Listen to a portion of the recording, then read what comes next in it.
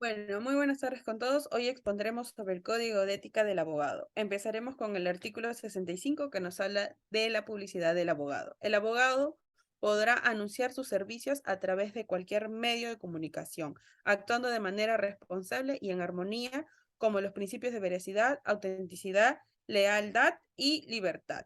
Después seguiremos con el artículo 66 que nos habla sobre la publicidad indebida, que esta sería engañar a, a los destinatarios.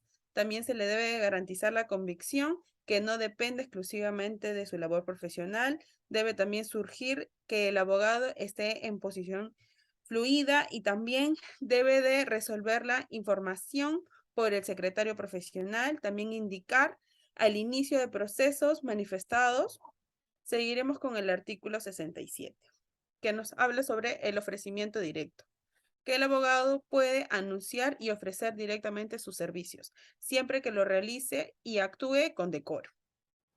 Después seguiremos con el artículo 68, que nos habla sobre las opiniones y absoluciones de consultas en medios de comunicación. El abogado puede opinar y absolver consultas a través del medio masivo de comunicación. Y por último, seguiremos con el artículo 69, que nos habla sobre la competencia desleal, que el abogado debe competir lealmente con sus colegas de conformidad con los establecidos en las normas legales vigentes. Le daré paso a mi compañera. Ya.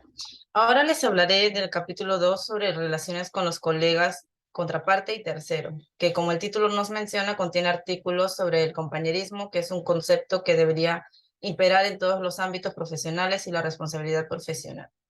Empezamos con el artículo 70 de respeto mutuo. Este nos dice que los abogados deben mantener debido respeto y consideración con los demás colegas y la parte contraria. ¿Y a qué se refiere esto? Trata de que, por ejemplo, un cliente puede tener un importante problema personal con la persona con la que está en litigio, pero eso no quiere decir que los abogados de cada parte deban verse mutuamente como enemigos. Todo lo contrario, deben ser conscientes de que siguen siendo compañeros y aunque cada uno luchará por depender de los intereses de su cliente, deben respetarse profesional y personalmente, tal como se menciona en el artículo 40 del ex Código de Colegio de Abogados.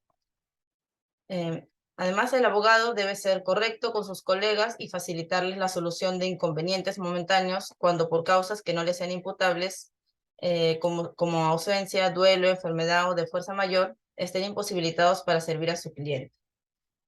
Ahora el artículo 71 sobre relaciones con los testigos nos dice que el abogado puede entrevistar libremente a los testigos de un proceso en el que intervenga, pero no debe inducirlos por medio alguno a que se aparten de la verdad.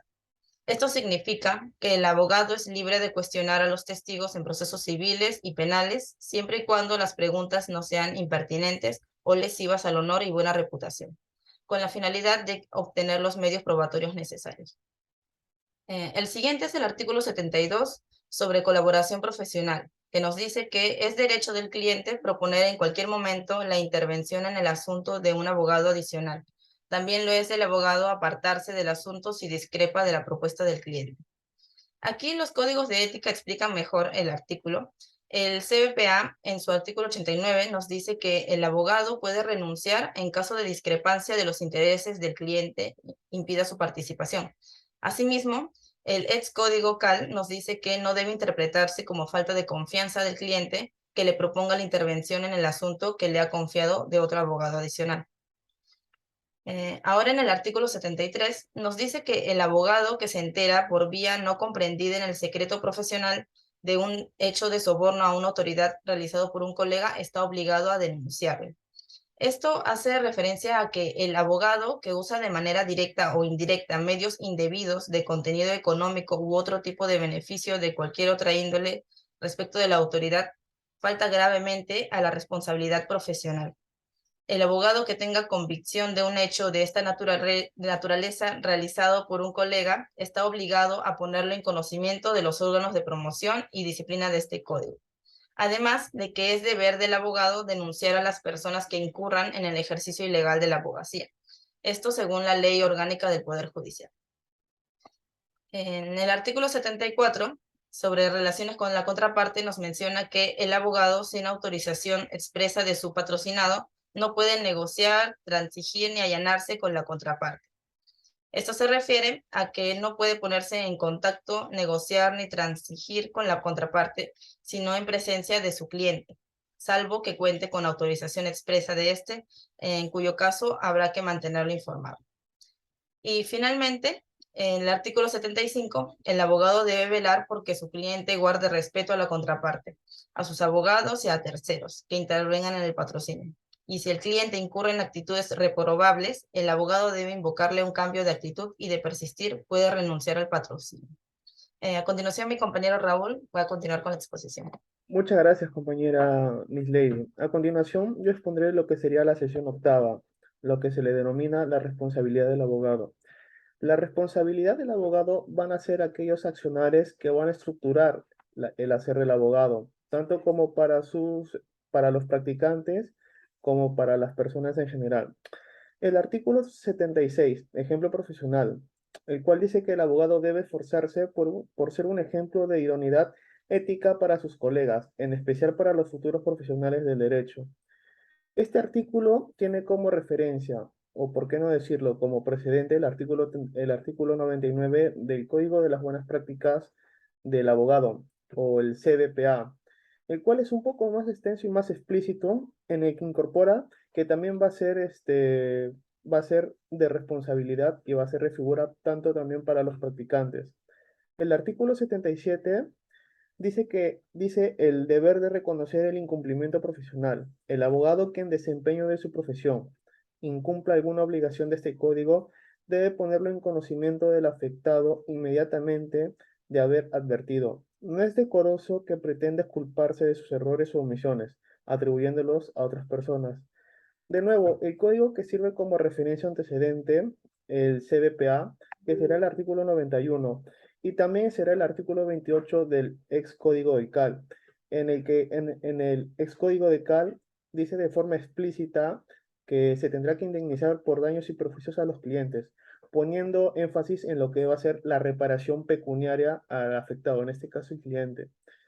Tenemos jurisprudencia sobre este artículo, por ejemplo, la resolución final número 952-2003/CPC y la resolución número 08596-TDC. A continuación, el artículo 78, que habla sobre la responsabilidad social del abogado.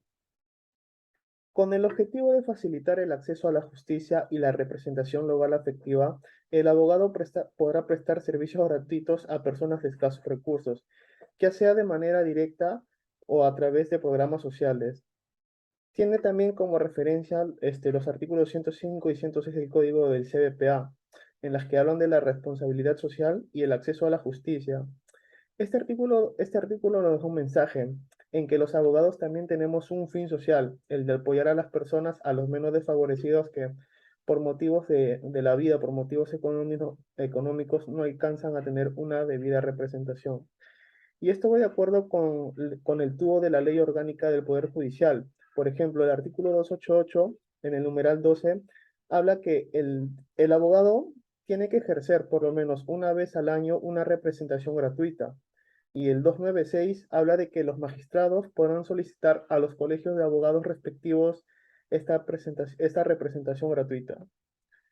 El artículo 79, que habla de la independencia de la sanción disciplinaria, el que reza de la siguiente manera: la celebración de una conciliación o una transacción con el cliente e incluso el pago indemnizatorio no eximen al abogado de la responsabilidad disciplinaria que deba asumir con arreglo a lo establecido en este código. Este artículo tiene un fin. El fin es que no lo eximen del resarcimiento con el cliente, por más que tú pagues, porque se entendería que a la mala acción antiética que tú haces, solamente con el dinero podrás solucionarlo. Los códigos referenciales, en especial el CBPA, el artículo 94, lo dice de una mejor manera, en la que la celebración de una conciliación o una transacción con el cliente, incluso el pago indemnizatorio, no exime al abogado de la responsabilidad profesional que deba asumir con arreglo a lo establecido de este código. Eso sería todo. Muchas gracias.